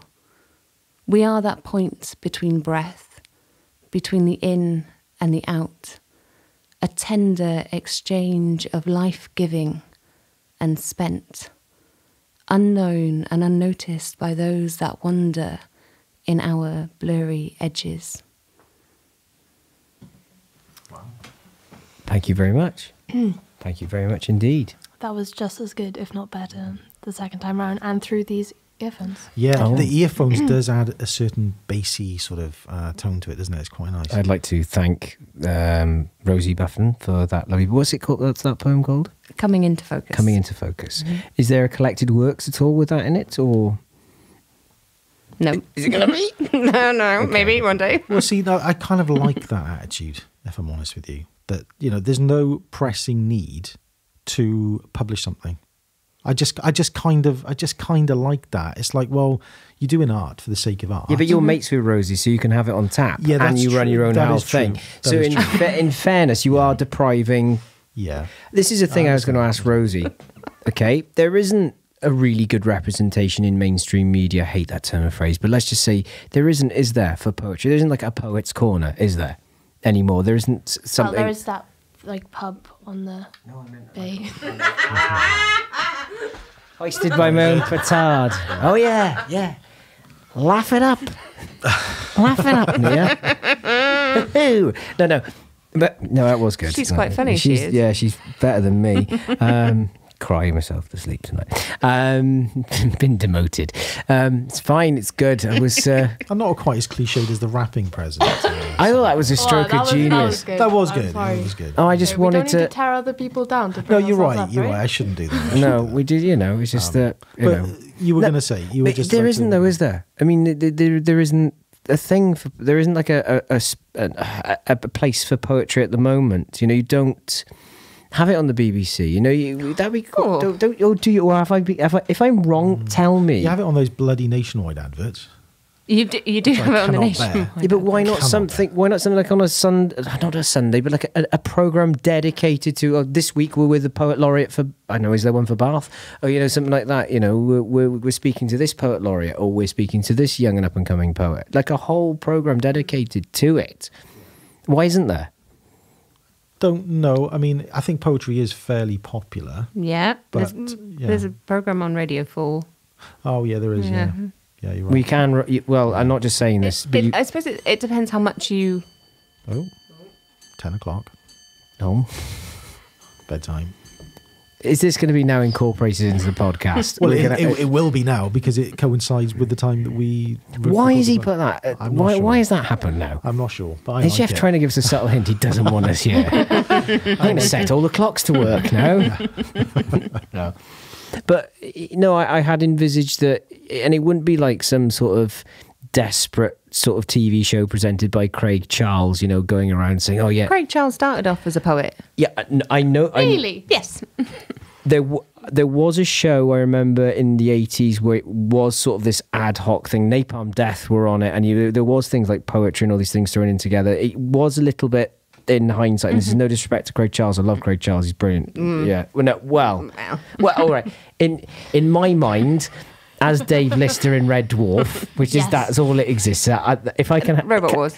Well, can I just have him in as Dave Lister? Okay, am I allowed to have him in those parameters? Right. In the parameters of my childhood and growing up with Dave Lister, yes, he's fantastic. So, why isn't there like an actually dedicated TV show? I know you said the Radio 4, but Radio 4 seems like the last bastion of anything that's a bit, I don't want to say culturally aware of itself, but has a bit of gravitas to it. Why isn't there? But maybe that's the role of things like YouTube. There is a Yeah. presence of poetry on YouTube, and that's the medium that young people use. And Instapoets is massive, like Instagram for Oh, poetry. Tell me about that. That sounds incredible. That sounds like something I'd conjure up in the pub. Got an idea, Iqbal. Instapoets. It's already a hashtag. Okay, It's go on. massive. You got to tell me about it. It's just poets on Instagram. So Really? Instagram has become a massive platform for poets to share their work, to show their work, to yeah. And a lot of people bash it as well and say, it's all this awful poetry, but it is just everybody's posting their own poetry. So, you are going to get these swathes of less than good poetry, but you do get some really amazing stuff. in Yeah, there. yeah. It's surprising. Yeah. I just to rewind slightly to the poem that you performed, Coming to Focus, because I something triggered for me when you were sort of talking about that it's a sort of poem that's clearly been influenced by your work, isn't it? So, is that something that has sort of generally happened organically with that crossover between day job and writing? Yeah, we'll call it organically or purposely, because I did my master's dissertation through an autoethnographical research methodology. So it's just a really big word for writing about myself in an environment. That's what autoethnographical means. And my data analysis I did through poetry. Like a twat. No, okay, extrapolate on from that for me. Data analysis. Right. So when you put it's utter, well, it's not utter, but there's some really good research out there. It's really good to have the kind of structures, but you have your methodology, which is how you're going to. So you have your research questions, and then your methodology is how am I going to go about finding the answers to these questions. So mine was autoethnographical. So I was researching around prison and prison environments and prisons that we make internally. So I was working in a prison. So I was writing about myself in a prison environment. And I was exploring it through writing. And so I was generating these poems through the work that I was doing in prison. And working with poetry with the guys that I was working with. So they were generating poems, I was generating poems. And then I did my research and then my data analysis. So I'd sort of wrote about all the stuff that I was looking at. And then my analysis was sort of my conclusion. And I did that in poetry. So I broke it down into sections because I was looking at it. So it started off, I was looking at windows and what windows mean quite physically and metaphorically. But I cut that bit out and I ended up just looking at sort of cells, not just, but the cell and what does that mean as a physical thing to be confined in and internally. Locks and keys, and what does that mean as a physical thing to be locked in or locked out. And there was a couple of occasions where I was locked out and I wasn't a key holder. And that meant I couldn't get to my clients, but also the kind of symbology of essentially sexual assault as locks and keys. And what does that mean? And so I wrote a poem about that. And I wrote a poem about walls and what do walls mean. No. Like, 3 years on, I'm like, yeah, that's what I did. But there's something interesting that I want to ask. So, when you're talking about it, obviously you seem really passionate about it. Yeah. When you were saying about you had to do the overarching data analysis at the end, did you find that took some of the life out of the work that you did, the passion, when you had to sort of deconstruct what you did? Well, that's what I did in poetry then. Yeah.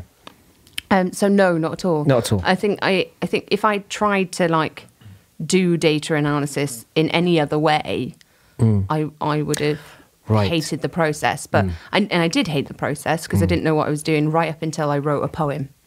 And I thought, oh, okay, this is what I need to do now. So it was sort of, this is my research. These are my findings. This is what my thinking is. Here's a poem.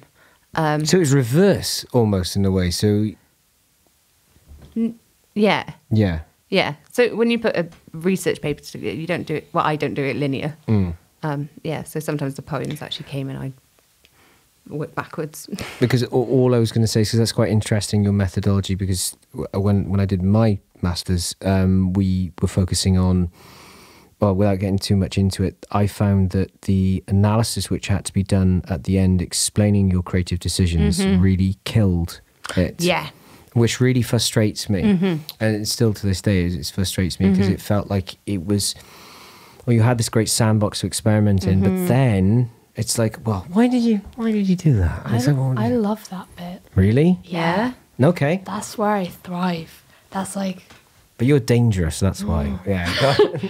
But I guess that's why, I really like editing and I love editing other people's work, and I love thinking about why someone's done something and breaking it down into tiny chunks and just dwelling on those.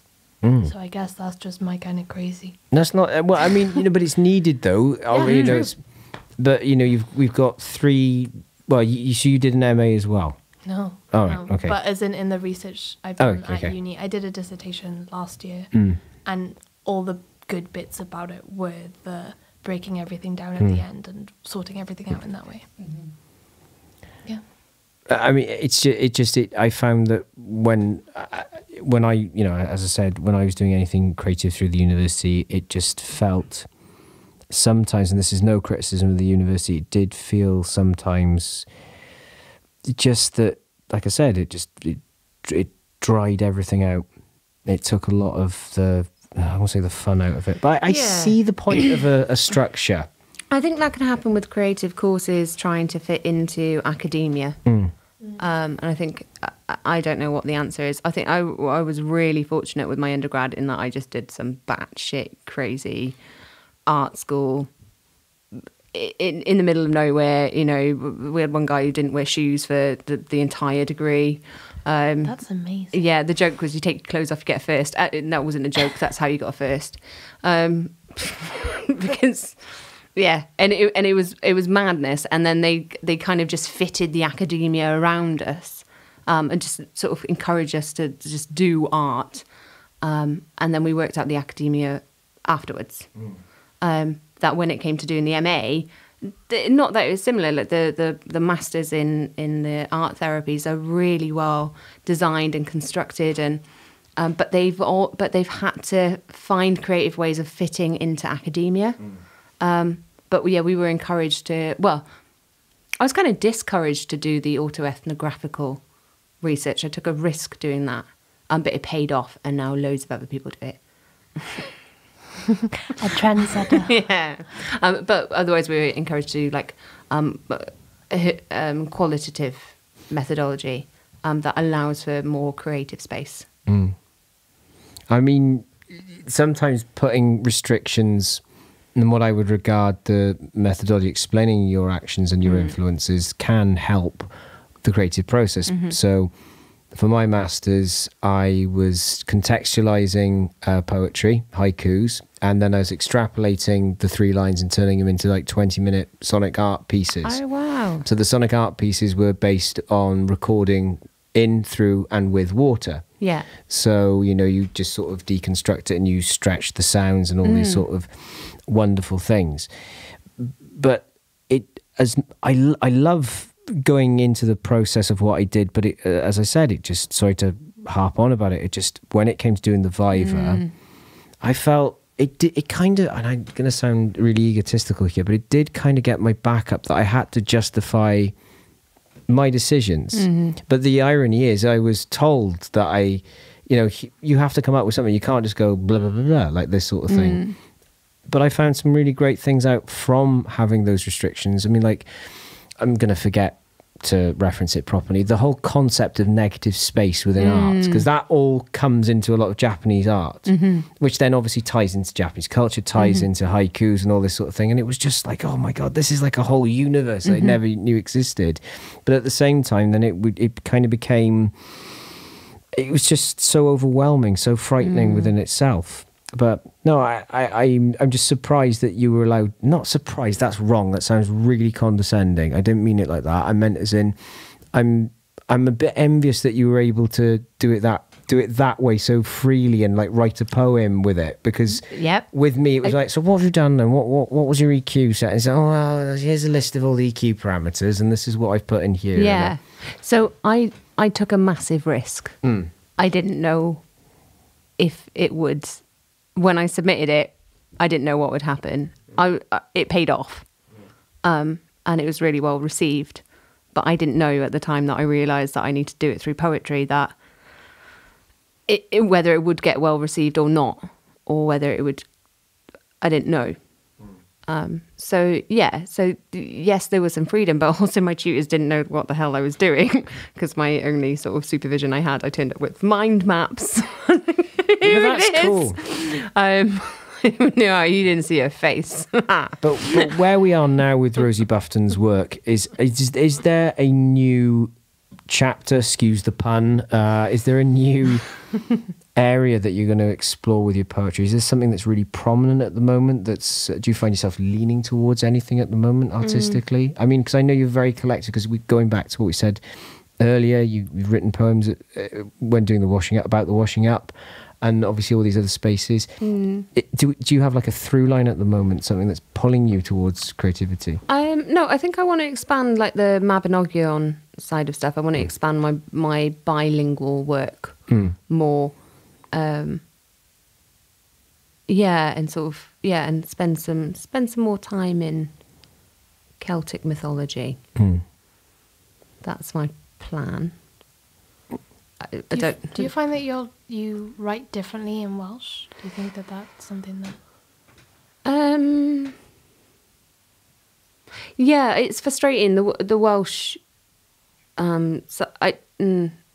Yes, I do. I do write differently in Welsh, but I enjoy it. At the moment, I'm not in a position where I could write an entirely Welsh poem. So I'm Welsh medium educated, and when I was in school, I wrote reams of Welsh poetry, but I kind of stopped talking Welsh in my adolescence, and it's been a journey getting back to my language, and especially written Welsh is different to sort of common oral Welsh. So having a conversation in Welsh is very different to like sitting down and writing a piece of Welsh poetry, which is why it's easier to kind of do it bilingually and kind of slip in and out of it.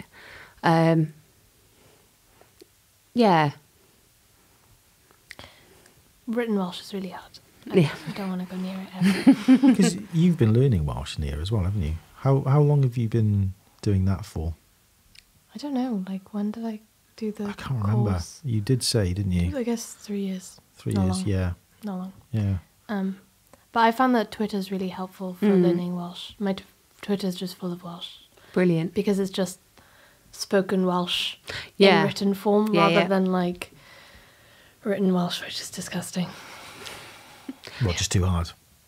You Yeah, mean well, more- when I was doing my dissertation last year, my supervisor and I would like communicate in Welsh, and sending emails was just the scariest experience of my life. Like, I used to send them to my friend, and then he'd send them back to me with mistakes that I'd made, and then I'd send them back. And Yeah.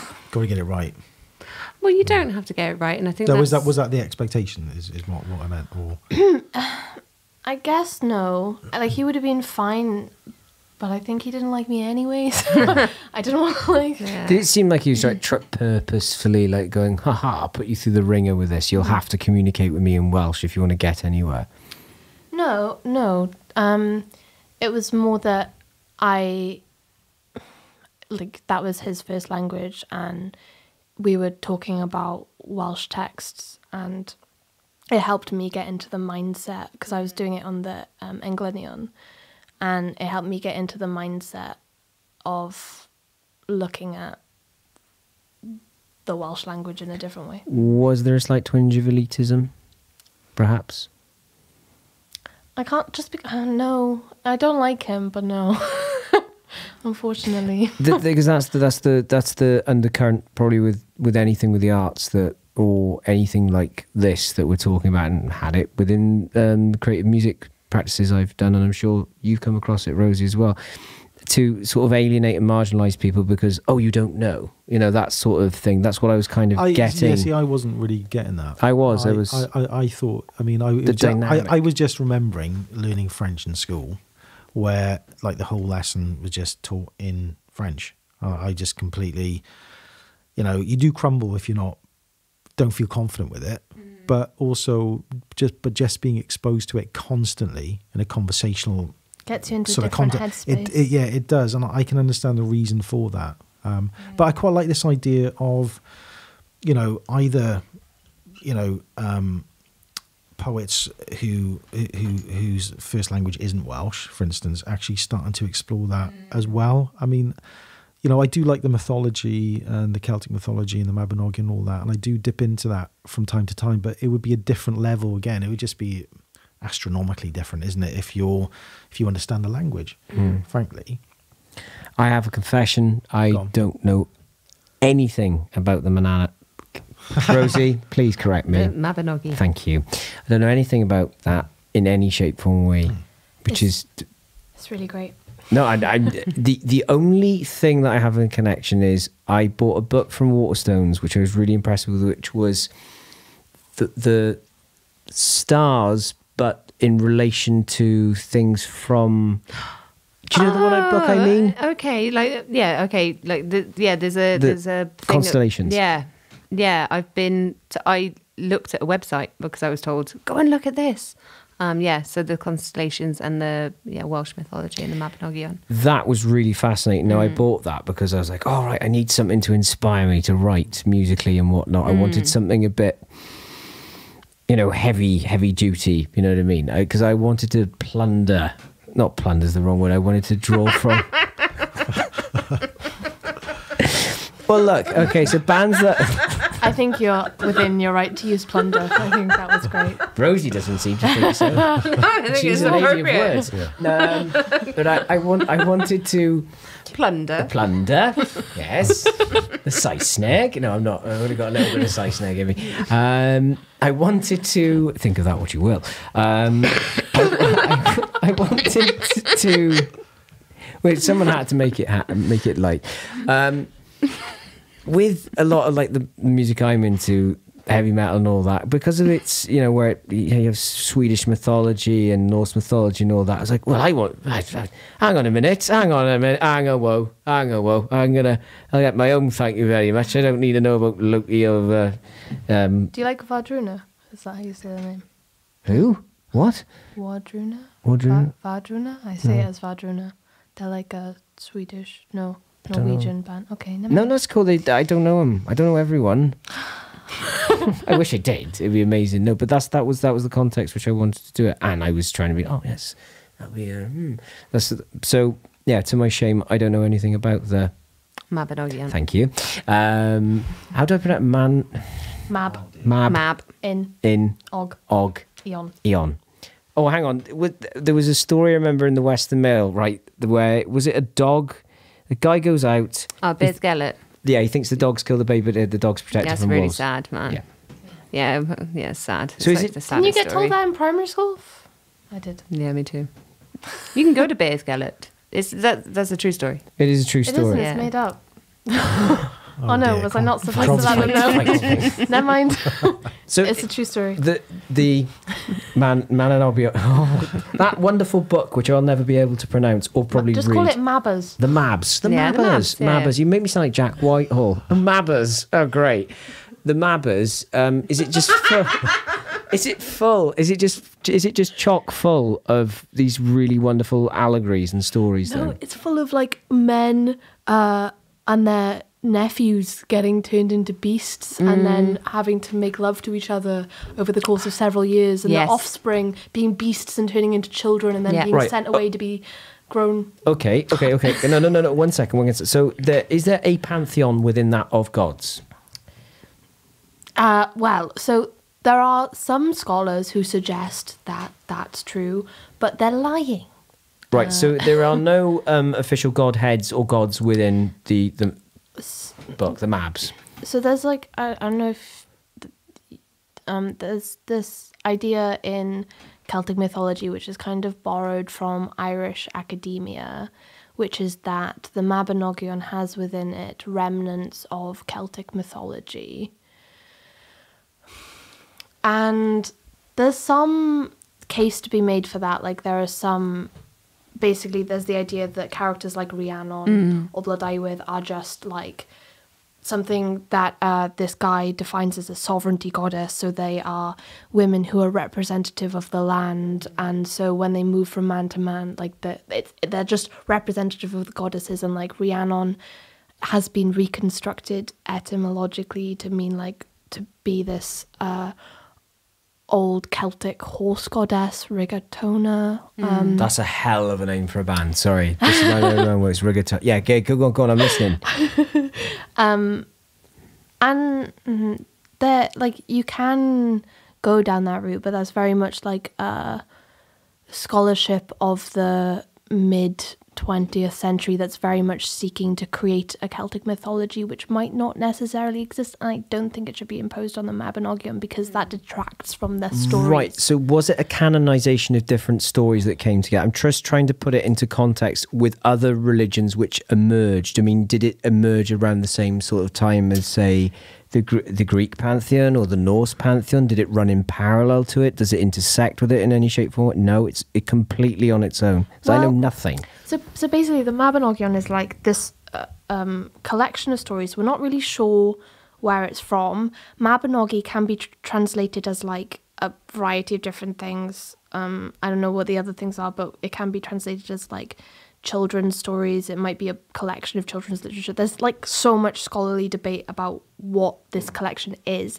The Mabinogion as a whole was only put together in like the 18th, 19th century by a woman called Lady Charlotte something. And so that's the only time it was put together in that form. The only stories that we know have been together for longer than that are the 4 branches, and then separately the 3 romances. So those are all contained within the Mabinogion, but the Mabinogi are the 4 branches stories. So that's Blodeuwedd, Rhiannon, Pwyll, and the other dude. No, I didn't mean to put you on the spot. I honestly didn't. I just wanted to know about it because I'm just interested from perhaps an academic point of view, because when I was in school, the emphasis was on the Canterbury Tales and Beowulf and Shakespeare. So I want to, and then obviously the classical civilization, as I said, pantheon of the Greeks, Norse and whatnot. And to have all that going on and then not be informed about the Mabs, it's a bit, I feel a bit cheated, you know? Well, a little bit. But so I don't think the Mabinogion is really like a pantheon of mythology. No. It's more like a collection of tales that we have.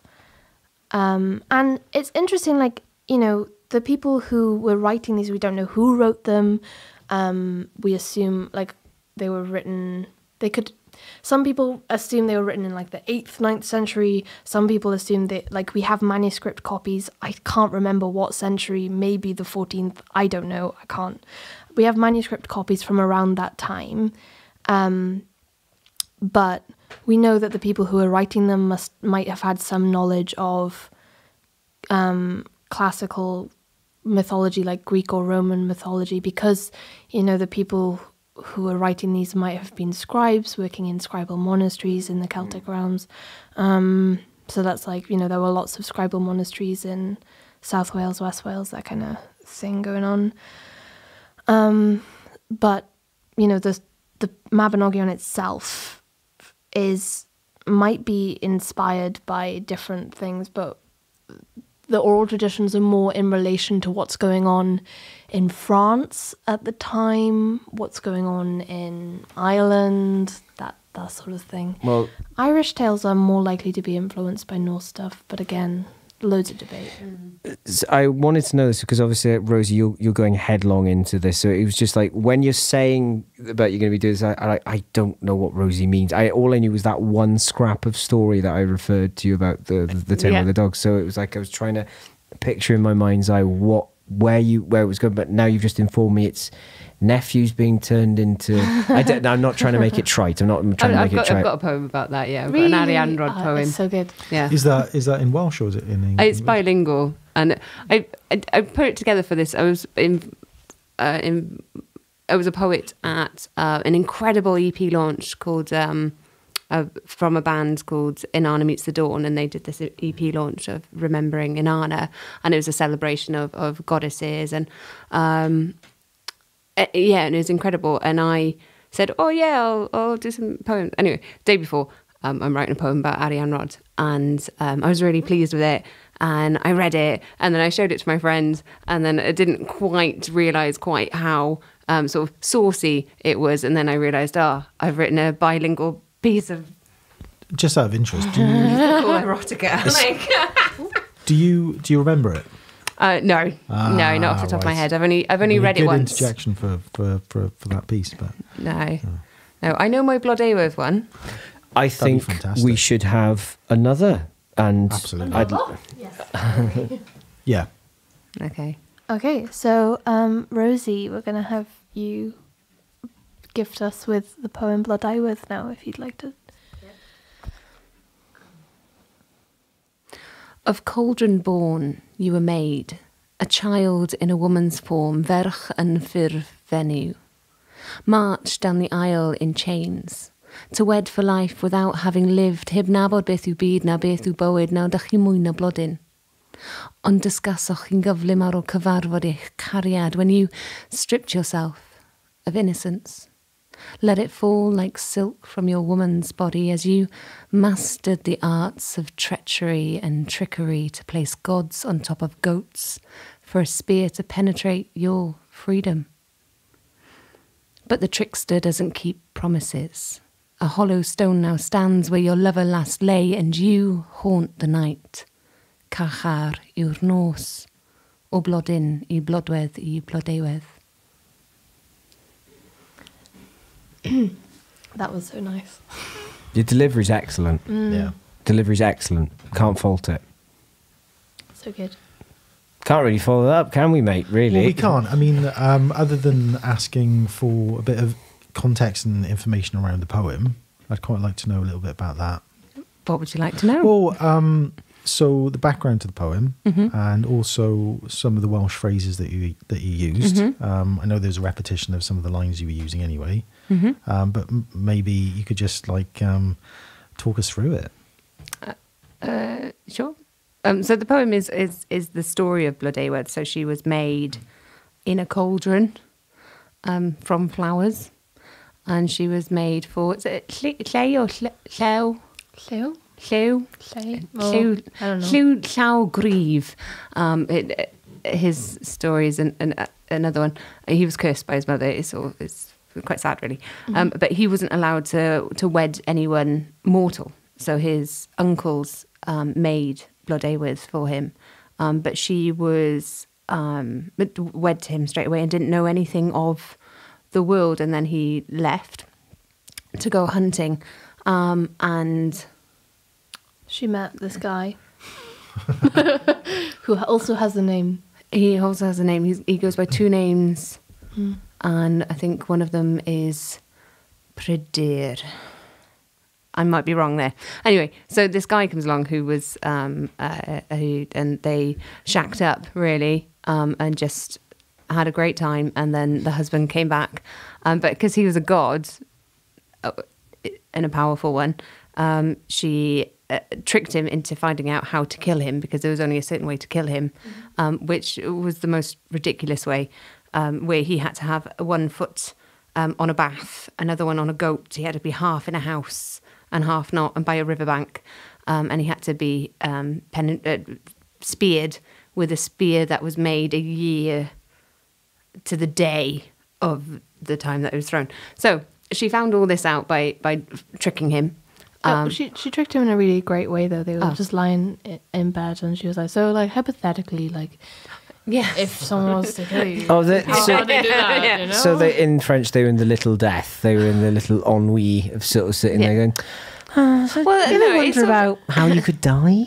No, because he'd gone away. She was the pretense that she was like, "Oh, I was so worried about you. I thought you'd gone. I thought you was never coming back." And he's like, "Oh, but it's impossible to kill me. Don't worry about it." And then a little while later, she's like, "But how is it impossible? I need to know. Like, what you're saying that it's impossible, but what does that mean?" He's like, "Well, it's ridiculous. I have to be on a goat and a bath and a house and by a river." And so she finds all this out, relays it back to her lover. And he goes about making the spear. And so a year later, she's like, "Tell me again how you can die." And he's like, "Oh, it's ridiculous." She's like, "Oh, I just can't picture it. Like, I just can't picture it. What does that look like? Show me." And gets a goat and a bath and half a house and puts it by a river and yeah. Oh, no. But they wound him and he transforms into an eagle. And eventually his uncles find him, and then they hunt down Blodeuwedd and her lover, forgetting the name, and the lover is then killed by Llew in the same spot that he was speared, But because the lover's not a god, he's like, I'm not a god. I'm not like you. The North Wales. Pleading with him. Yeah. Not a god. I'm not a god. I'm not like you.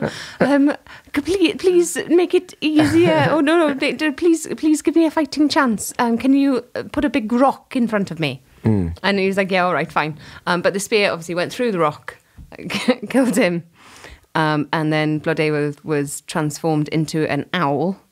So her beauty could never see the light of day, and she was cursed to forever be an owl. And so if you go to Gwynedd, you'll find quite a lot of rocks with a hole in, like tall rocks with holes in. Bloody hell. No. I mean, the whole thing about the death of half a house, and I'm trying to imagine all of But that. isn't that really funny? There is a certain That would make a comedy great about it. sketch. Yeah. It I mean, is- if that was me, I'd forget everything pretty much immediately. It's like, oh, there's something about a rock and there's some spear thing. I'll forget it. I won't bother.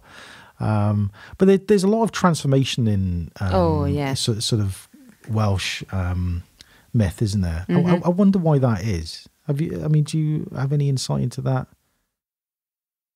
It's a common theme throughout the Mabinogion, isn't it? It's like constantly changing. Anthropomorphization. Indeed. The projecting of human characters and human characteristics and qualities onto inanimate objects and animals.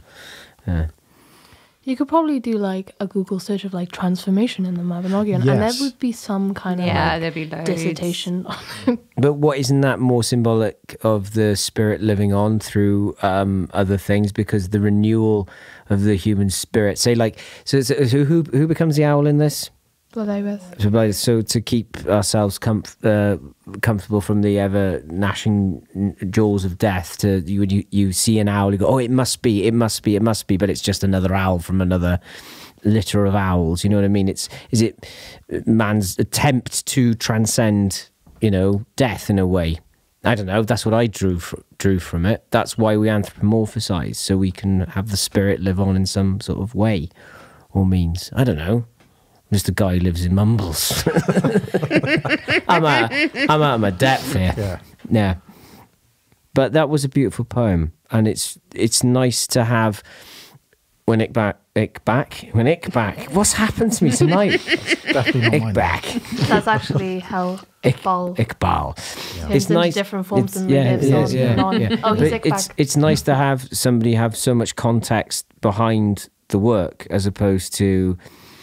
Well, I've said this to you before I knew Iqbal, and my only sort of exposure to poetry and the modern concept was that episode of The Young Ones where Rick gets up in the morning and goes, bombs, like that, you know what I mean? It's like, it's you laugh at it, but that's what I conjured in my head, or, going to something or other and it being a little bit, it was never, and I'm not just saying that because you're here, it was never as nice as that, and that's quite precise, but I mean, it was never as well put together as that, But I mean, does this sort of poetry, have you got a body of work like that, or is it just like sort of one-off kind of poems that you write about something that, takes your fancy from those kind of books and stories? On my agenda for this year is to build the body of work around that. So so I've got the Blodeuwedd one. I've got one around Arianrhod, her mother-in-law, and I've got one from sort of drawn from the story of the Selkie women, which is Scottish. I enjoy that because those are the kind of stories that I work with as well. So when I'm working with clients, I work with stories. Right. But I'm just wondering why you choose to write about these sorts of things. Is it a case of not just self-reflection, but also remembering parts of the Mabinogion or other historical things about the culture that enables you to distill it into something that makes sense for you and brings the culture to life? I mean, I'm just interested in the mindset behind it. Don't know. Because I can. And They are really like the portrayal of women in the Mabinogion is really interesting though, because they are they act autonomously in such Yeah. an interesting way, and especially the four branches. I was kind of talking about this, like you can look at it from the perspective of like women like gaining or losing their autonomy and working within the system in a way that is really advanced for Yeah. medieval culture. Mm-hmm. So when you read the poem, it doesn't just feel like a poem about some mythical creature. Yeah. That was That was, ferocious. Is that your little mythical That is- creature? yeah. He's just sitting on my shoulder. Moving autonomously. Yeah. Two dragons fighting in Iqbal's belly. That's got to come out.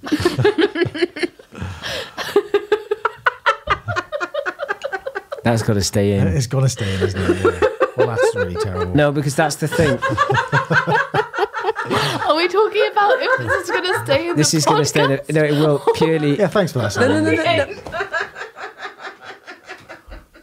I blame the beer. Think I mean, about it's- how nice that's going to be for somebody sitting at home to hear two people laughing like this. No, because it's infectious.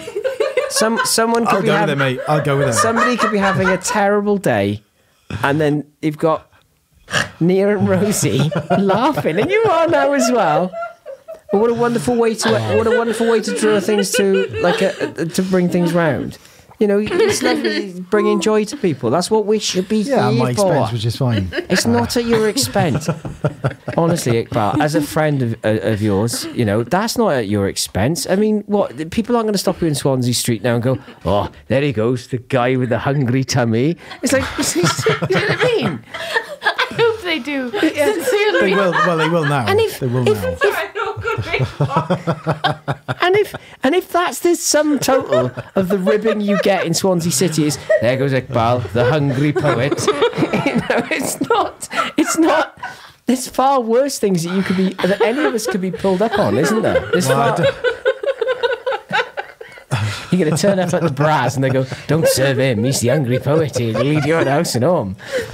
Sorry, you had the bottle in your hand, okay? I think there's something in it. It's magic lager, isn't it? So there's something in that, but, Right, that's what I was okay, pointing okay. at. So tonight's podcast, apart from bringing everybody together and having a nice time, what are you drinking there? Iqbal? I'm drinking a cup of coffee with soy milk and also randomly Thomas Watkin magic lager. Bit on that then, please, on the back. Is there anything that sort What of is gives you give you a little bit of a? I don't. Thomas Watkin is delighted to present Okay. to you our newest addition to the family. Oh, A premium Welsh lager. Some people maintain that this enchanting golden brew was developed by the... Oh, dear.